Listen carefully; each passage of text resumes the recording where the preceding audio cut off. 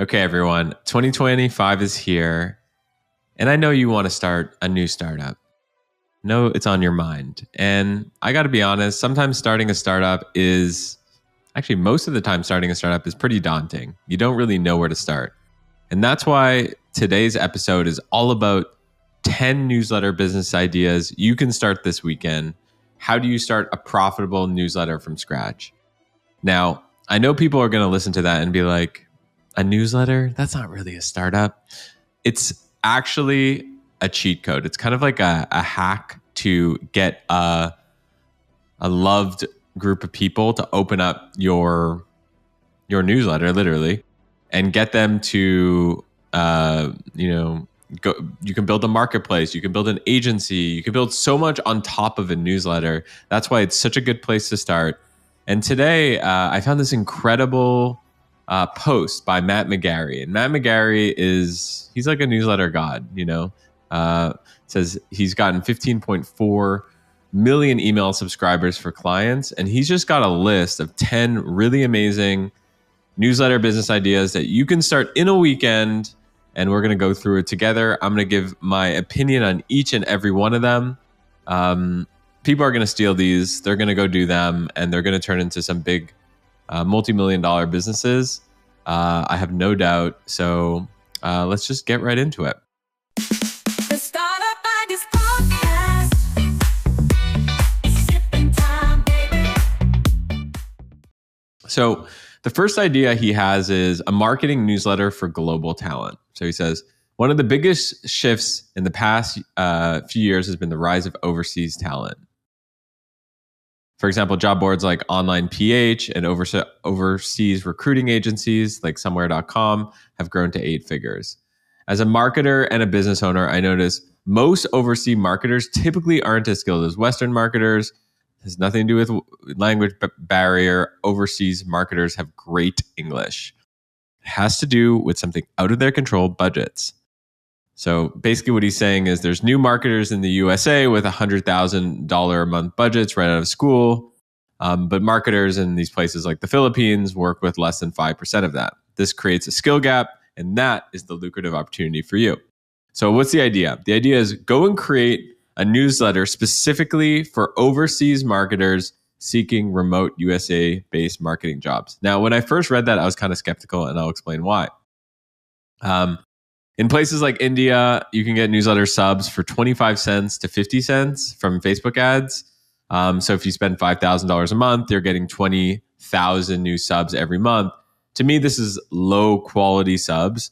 What I mean by that is you're not going to be able to monetize them as well. So I generally refrain from focusing on niches like that. But let's give him a second and let's try to understand what he's trying to do. So he says, here's the structure for the newsletter. You'll have 3 sections. Section 1, great remote marketing jobs readers can apply to. Section 2, relevant digital marketing news and updates. Section 3, actionable digital marketing tutorials. And then he says, here's how you can monetize it. And this is where he was reading my mind. These subscribers are easy to get and will find your content valuable, but they're not the audience you want to monetize. He's 100% right here. If you want to make this a real business, you need to monetize the Western audience who wants to hire talented marketing overseas for less than US-based hires. So the 4 ways that he suggests making money: a job board, so making a free job board where companies can post marketing jobs for overseas talents. You can charge these companies $300 to $500 for a boost, which is totally normal for job boards, where you can feature the job in your newsletter, which reaches 20,000 talented marketers. So job boards, I love these businesses. They do print if you get it right. Companies are just used to paying for it. Number 2, if you collect subscriber data at sign up, work experience, job title, level, company skills. By the way, such an important thing to do is collecting subscriber data. You don't just want people's emails, right? So when you're thinking about building your newsletter, whatever it is, think about what is subscriber data that you can capture that is specific for your niche. So he says you can send targeted sponsored email blasts on behalf of job advertisers, charging anywhere from $1,000 to $3,000 for recruiting email blasts to help companies generate more qualified candidates. Number 3, you can partner or create your own overseas recruiting agency. Hard to build your own overseas recruiting agency. A lot of people, a lot of management, but partnering is really an interesting one, right? Like you saw that with Nick Huber in somewhere.com. Nick Huber, sweaty startup on Twitter, has a lot of traffic, a lot of people, a lot of eyeballs, and he partnered with, it was previously called Support Shepherd. Now it's called Somewhere, where he was basically like, I'm going to generate leads for you. And then, he took an equity stake in that business. So looking at partnering is probably a more interesting venue to go after. And then number 4, create a course. Focus on international audience and marketers. I don't think, personally, that's my least favorite of the options. Here's how the math works out. Okay, this is cool. Assume a 25-cent CPA, $5,000 a month budget. That's 20,000 subs a month. $300 for a job posting, and 5 jobs per newsletter. That's $1,500 per issue. That makes sense. 3 newsletters sent per week at times 4 weeks, $18,000 a month in revenue. 5 recruiting blasts per month, and you're charging $2,000 each, so that's $10,000 a month of revenue. So total revenue is about $28,000 per month with an audience of 20 to 40,000 international marketers. I don't think that's absurd. I don't think that's a crazy, unattainable business to create. And then all of a sudden you're making 28,000 per month. Okay, so that's number 1. Quick break in the pod to tell you a little bit about Startup Empire. So Startup Empire is my private membership where it's a bunch of people like me, like you, who want to build out their startup ideas. Now they're looking for content to help accelerate that. They're looking for potential co-founders. They're looking for tutorials from people like me to come in and tell them, how do you do email marketing? How do you build an audience? How do you go viral on Twitter? All these different things. That's exactly what Startup Empire is. And it's for people who want to start a startup but are looking for ideas, or it's for people who have a startup but just they're not seeing the traction that they need. So you can check out the link to startupempire.co in the description. Number 2, you can create a platform-based newsletter. So he uses the example of Miss Excel. I'm sure most of you know Miss Excel. I think she got popular on TikTok, but she basically made learning about Excel fun, and then she's moved on to now she does Word and now she does PowerPoint, but she's created a huge business out of it. So how can you replicate this? Create a list of tools, platforms, and programs that are commonly used in your industry or that you personally love, and then basically create an educational newsletter instructing people on how to use them better. So the examples he uses is Ableton for music production, DaVinci for video editing, Notion for operations, Canva for graphics, Figma for design, Klaviyo for e-commerce, Perplexity AI for research. You get the idea. Pick a tool, make it digestible and delightful to consume that content, and just focus on one particular niche. You're doing, Perplexity AI for research. You're not doing Perplexity AI for everyone. And then how can you monetize it? Well, you can build a course. That's like probably my, the least interesting option for me. I think that there's way better ways to monetize. I think be an affiliate partner for the platform. Affiliates typically earn 20 to 50% recurring commission. That's insane. So not many people know this, but a lot of these software products will pay you 20%, let's say, recurring commission if you send them customers, right? So that's huge, and it's recurring. I'd probably try to double down as much on that as possible. And the other thing that's not talked about here is they potentially buy your business in a year, 2, 3, 5 years. Lean into templates. Number 3. So if you have a newsletter about mastering HubSpot, you create a HubSpot template for subscribers, and then you can say, sign up through HubSpot through my affiliate link, and I will give you the template for free. Or if you already have HubSpot, here's a high converting template that can be yours for $200. This is huge. These digital assets, I'm seeing a lot more of it. A lot more people get into templates. The margins are obviously great. And he's giving away some sauce here. I really like that. And then he ends it with there are entire ecosystems and economies built around platforms. For example, if your newsletter is about Shopify websites, you can easily find a SaaS tool that would want to get in front of your readers. Absolutely. That's totally right. And now with AI, not only could you find a SaaS tool, you can build one, right? So you can use tools like Replit, like Bolt, like V0, like Lovable, and actually go and create these tools yourselves. And that's another beauty about a newsletter business, right? Instead of, you can build software to sell to these people. Okay. Number 3, this is actually my least favorite idea on the list, an unofficial sports team newsletter. I'm not saying that, it isn't cool and interesting and fun to have. I just think that, I don't know, maybe it is, maybe it's just not exciting to me. I also think that, from a revenue perspective, it's one of the tougher ones. So now that you're like so stoked about it, now that I've pumped you up on it, but listen, someone may like this. So he says, find a sports team with a big fan base but not much media coverage. This could be your local team, a minor league team, a college team. Don't start with something like the Dallas Cowboys. There's already so much content on them. So how do you source content? Instead of writing your own content, go to subreddits and forums and select the best takes on your local teams. Link out to these takes or go one step further, DM the person behind them, DM the person behind it, asking them to contribute to your newsletter. And you'd be surprised, a lot of these people would do it. Linking out is probably the best way to start. It removes the time and effort in content creation and lets you quickly scale horizontally. You could easily create 5 unofficial local sports teams, newsletters quickly, monetize this through sponsors and creating a paid Discord or Facebook community. To turn this into a big business, and I agree with this, you probably need a dozen newsletter for multiple teams, but it's doable. Again, that's one of the reasons why I don't like this. You have to amalgamate a lot of these to actually create serious revenue, but it's an opportunity for someone. Okay, number 4, local real estate investor newsletter.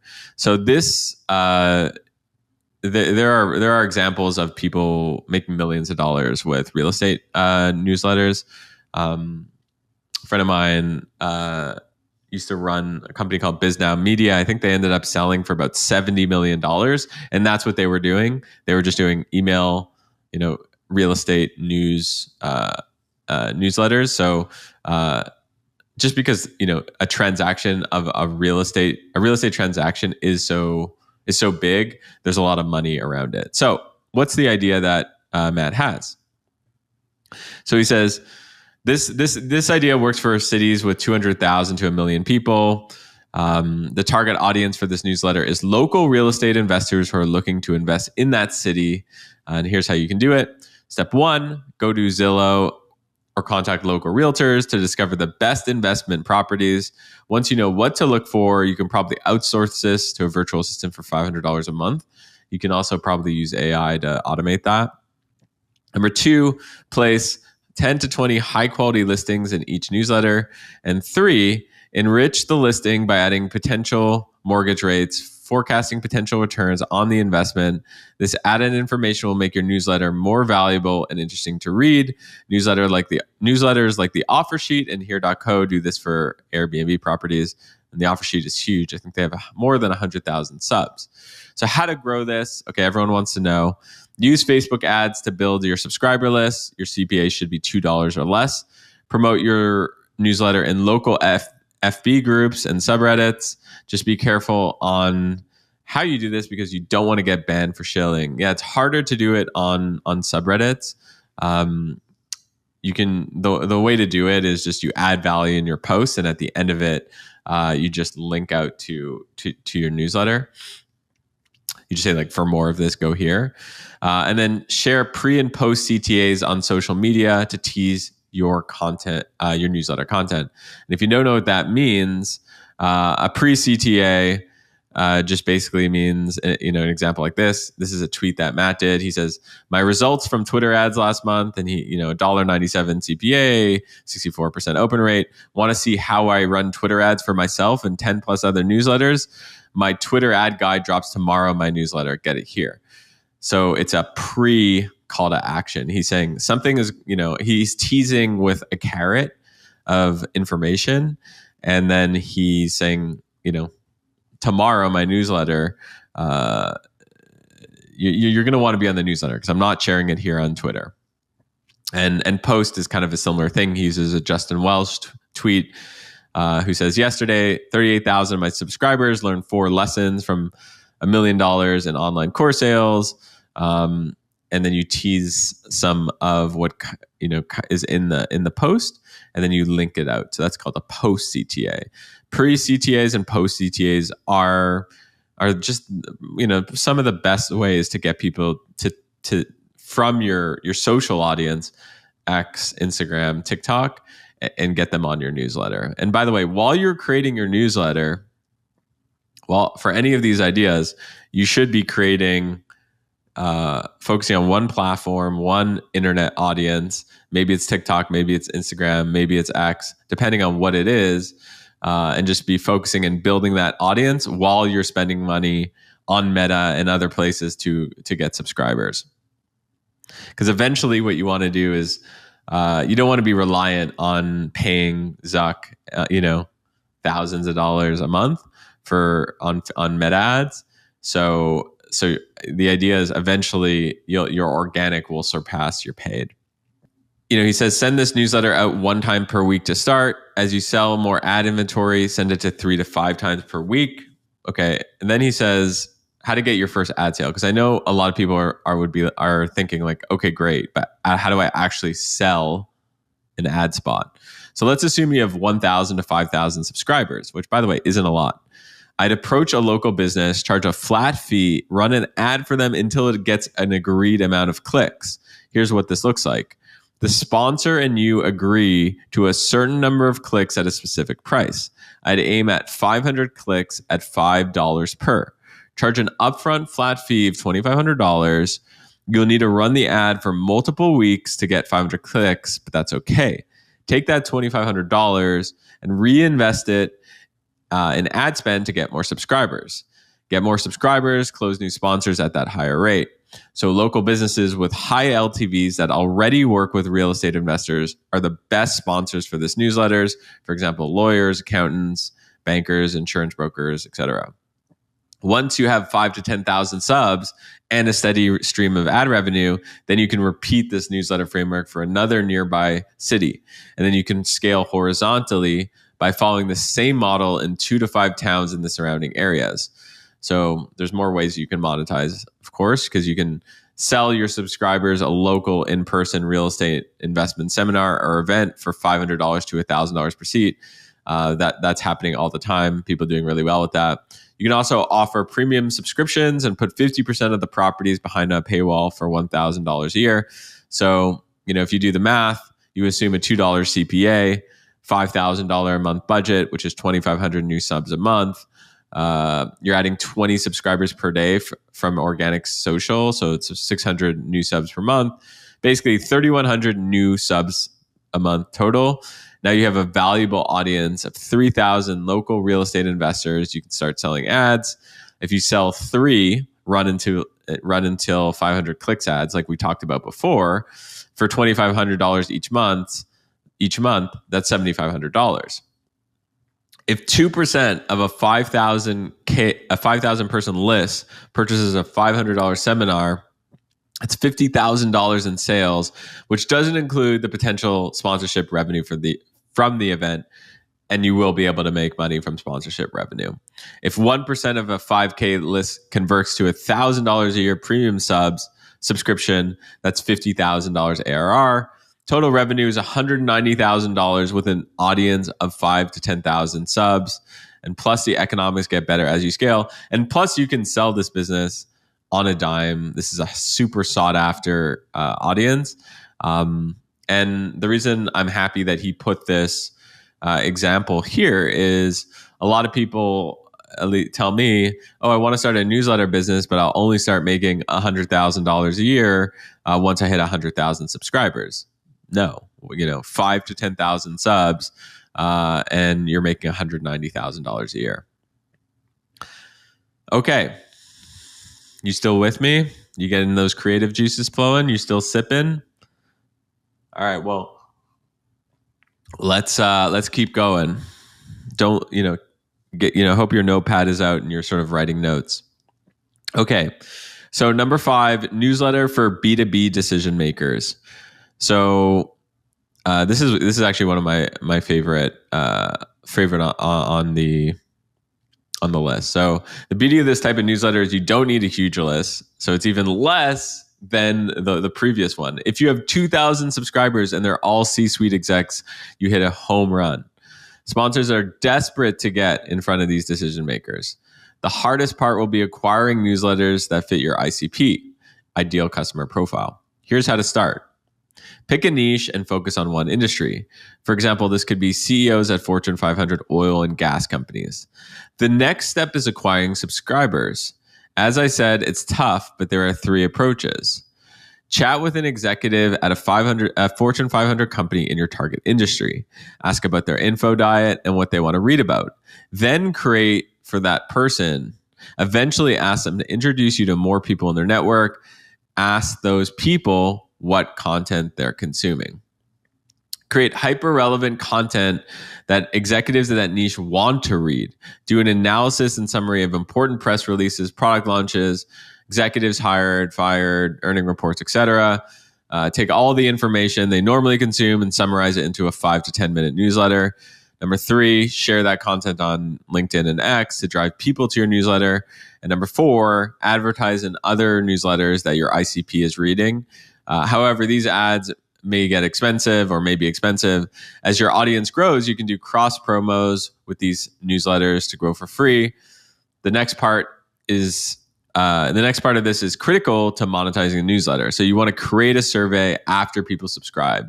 You can do that with something like Beehive survey forms, and you can ask people their job title, their industry, their company, and their location. And we talked a little about, getting more, data enrichment than just a plain old email earlier. And again, this is coming up again. So analyze the results to determine what percentage of subscribers are your ICP and what percent aren't. If you can say 50% of our subscribers are C-suites execs in XYZ sector, then you have serious leverage when selling sponsorships. So I think this is a really, really great playbook. And again, I like it because I like valuable customer bases. I like when people have a lot of disposable income to spend, who are in charge of budgets. These are beautiful businesses to create. And then again, you can create software on top of it and sell them things. It doesn't necessarily need. These are just, it doesn't. You don't need to necessarily sell by ads, events, courses, stuff like that. I actually tend to think you should be selling software, but you can always start by selling ads and events. Quick ad break. Let me tell you about a business I invested in. It's called boringmarketing.com. So a few years ago, I met this group of people that were some of the best SEO experts in the world. They were behind getting some of the biggest companies found on Google. And the secret sauce is they've got a set of technology and AI that could help you outrank your competition. So for my own businesses, I wanted that. I didn't want to have to rely on Mark Zuckerberg. I didn't want to depend on ads to drive customers to my businesses. I wanted to rank high in Google. That's why I like SEO, and that's why I use boringmarketing.com, and that's why I invested in it. They're so confident in their approach that they offer a 30-day sprint with a 100% money back guarantee. Who does that nowadays? So check it out. Highly recommend boringmarketing.com. Okay, number 6. Niche ad examples for media buyers. So media buyers need to stay current and find Add creative examples to get better at their job titles. Some newsletters do this, like the Ad Professor, which covers general ads and inspiration, and Biddy Co. But there's a lack of newsletters dedicated to ad creative for media companies, SaaS, info products, lead gen, and many other industries. Create a newsletter that's broken down into 3 to 4 sections. Each section should feature ads from a different niche. Here's how. Create a spreadsheet and determine which niches you want to cover. Number 2, source high converting ads for each niche. Do this by going to Meta Ad Library. Look for ads that have been live the longest on high spending accounts. They're literally consistent high performers. Select 3 to 6 ads per niche. Add some context to each ad. This can be 1 to 2 sentences. Now, how do you monetize? Well, you want to put 80% of the content behind a paywall, make Canva templates for each ad that subscribers can download. You want to sell sponsorships to advertisers that want to target paid marketers. That's obvious. And you want to sell a community or a membership or a course to that audience. So, super straightforward on how to monetize it. I think there's a ton of opportunity in this one. So yeah, that's number 6. Let's keep on going. This week in memes. Most newsletters are text-based, but there are some great exceptions. Charter, which was acquired by Robinhood, which was visuals and infographics on business, finance, and technology. Smart Nonsense, a daily comment explaining nerdy stuff like you're 5. And the Bay Area Times, which was started by Anthony Pompliano, which is a visual daily newsletter on business and tech. But no newsletter explains the news with memes. Here's how it could work. Find a big story that happened that day or week. Find a meme that represents or relates to the news story and write a witty and concise summary of the story in 100 to 250 words below the meme. Trung Fan does an incredible job at curating memes around business and tech news on Twitter, but who's doing it in a newsletter? So this is the idea. Creating one of these newsletters isn't rocket science. Yeah. So you just want to cover 2 to 4 stories per day, 1 meme for each story, 100 to 250 word witty summaries for each. You don't need to make any memes from scratch. Find them on Reddit, Twitter, memelord.tech. It's actually meme-alerts.com and other sources. I'd recommend choosing a prosumer niche, focus on business, tech, investing, or finance, but this can work for general news too. Prosumer content has more monetization opportunities. Yeah, so obviously the more consumer you go, the less monetization there is, and the more prosumer you go, more B2B you go, the more monetization goes up. What's the big idea around this one? So the big idea is today's newsletters are text, and in 2025, they are going to be more and more visual. I think that memes is one more visual way to meme images are a great way to consume information. It's tried and true. There's also other ways you can do it. Like you can do infographics. You can do GIFs. So just think there's just a lot of opportunity in making more visual newsletters. So that's kind of like the idea for me on this one is creating more visual newsletters in a space that doesn't have any visual newsletters, and create something that doesn't feel like work to read, because I think a lot of newsletters now just feels like a lot of text, and people don't have time for that. Okay, so number 8, industry specific AI tips and tactics. This idea is modeled after Write with AI. It's a weekly paid newsletter that trains how to write with AI. They send ChatGPT and AI prompt to your inbox every week. So it's $200 a year, $20 a month. They have $200,000 in ARR through their paid newsletter subscription. So you can take this concept and apply it to other categories. AI for marketers, AI for lawyers. You get the idea.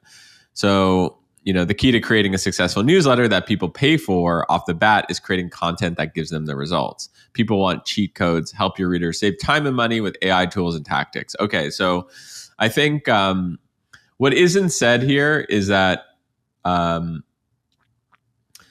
Nicholas Cole and Dickie Bush, the people behind Write with AI, have hundreds of thousands of followers already. So on social, so they're able to take that to generate this $200,000 ARR. So the question is, with this idea, is if they didn't have that audience, would they be able to use Facebook ads, acquire customers? Obviously not at $2 a paid subscriber, but maybe $20. That's my question mark with this one. So I believe in the product. Like I believe that there's a ton of opportunity to create newsletters where people are learning AI or new tools or basically things that save them time or money. And I think that people are more willing in 2025 to pay for them than they were in 2015. But my question is, can you do that without a social audience? Let me know in the comments. So number 9, lessons from leaders or inspirational figures. So this newsletter would feature highlights and lessons learned from inspirational leaders. This type of newsletter is trickier to monetize because there's no clear niche, but it's a great way to grow a broad audience fast. This content also translates great to social. It translates great to social because it's the type of stuff that goes viral, specifically, especially on X, but in other places too. If you need some ideas on leaders to profile, there's a lot of great podcasts that go in depth on similar topics: How to Take Over the World, Business Breakdowns, Founders Podcast, Acquired FM. Rather than keeping in-depth profiles on leaders, the profile does a good job doing this. I would keep this newsletter super short, 2 to 5 minutes max. So let's say your niche is investors and you profile Warren Buffett. Create 3 to 4 sections that look like this. Best interview with Warren Buffett, best quote from Warren Buffett, best book about Warren Buffett, best piece of advice from Warren Buffett. Remember, readers like predictable formats with short, actionable content. There's like very little risk to create something like this, and it's just going to work, right? It's going to work because you're piggybacking off the credibility of, say, Warren Buffett. You can do Facebook targeting to people who like Warren Buffett, or follow Warren Buffett or follow Berkshire Hathaway on X, or follow people like Bill Ackman who are students of Warren Buffett on X. So there's a lot of ways. There's a lot of ways to make this work. I don't see it as high risk, but my issue with it is like, where do you take it from there? How do you monetize it? If we were going to use the example of Warren Buffett, I actually think that's probably one of the a great place to actually to build a business around, because then you can it's a business around investors, people who like value investing. There's a lot you can do there. Some ideas just like off the top of my head is, well, one, you can raise a fund, like a hedge fund, and you could be a mini Warren Buffett and raise from people like this. You can do an agency of like, how would Warren Buffett run your company and do consulting around it. Of course, you can sell courses, make a few $100,000 a year there. Maybe make a stock trading app that is just, all around Warren Buffett and value investing. An AI agent that you charge for that looks at your portfolio and optimizes it like Warren Buffett. These are just off the top of my head. But I do like it because, people, if you are going to do this idea, focus on inspirational leaders that also attract like a prosumer audience. Okay, last idea is local newsletters, number 10. So traditional media publications have shifted to digital platforms, but local news still hasn't caught up. So there's a big opportunity right now for digestible local newsletters that focus on what people want: positive, community-oriented news, not crime-heavy local news stories. People are like so tired of just looking at the news and seeing sad things come out of their town. So you can do a things to do this weekend newsletter. Send it out on Thursday mornings, highlight local events, live music, food, and fun things to do. Pro tip, find locally sourced events that aren't on Eventbrite, like events that are written on chalkboards at local cafes and bars. Things AI can't easily replicate. So how do you acquire subs? Classic FB ads to grow your audience. These FB ads should be pretty straightforward. Here are 5 restaurants to try this weekend in Miami. Once people click on the ad, it should link to a landing page where people could subscribe. And then Matt says that he's helped local newsletters acquire subscribers for less than 50 cents. So you can acquire them pretty cheap. I would be curious, are those US?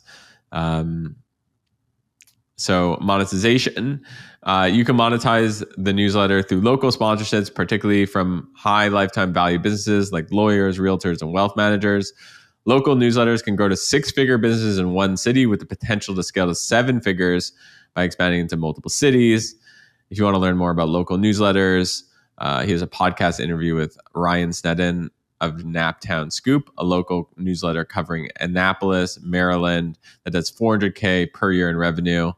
And then also check out the media startups that had big outcomes from small local newsletters. So I didn't know this, but 6am City grew to 8 million in revenue with 1.4 million subscribers. The Charlotte Agenda was acquired by Axios for like $5 million. So there is opportunity in local. People are always searching for new things. And I think the key insight was like, keep it positive, keep it community oriented, keep it curated. And in a world where AI is going to flood content, like how do you become the anti-AI? So there you have it. You have 10 really, really easy to start startup ideas that isn't going to cost you a lot of money to start, that could be the foundation for a really big agency business, a really big software business, a really big marketplace business. And you'll have your customers coming in every single month because you'll have your Facebook ads generating subscribers hopefully at a cost that you're making more money. So you're bringing in every single month, you're creating that moat, and then your organic audience is also every single month getting bigger and bigger, and you're sending people via these pre-CTAs and post-CTAs into the newsletter. And then you use AI coding platforms, like Replit, like Bolt, to create products for these people, create software for these people, try new experiments. So it's funny that we're in 2025 and newsletter businesses are still at, actually I was going to say they're more relevant than ever. Yeah, I hope you go build something. I hope this inspired you to go build something. If you got 1 ounce of value from this, just let me know in the comments. I'm always in the comments replying. That's where I live. I want to hear from you, and I want to give a shout out and thanks to Matt McGarry for writing such a great post. I'll include it in the description of the YouTube video and the Spotify and Apple Podcasts. And that's it. That's the pod, Startup Ideas Podcast. Welcome to 2025, baby. It's going to be a big year for us.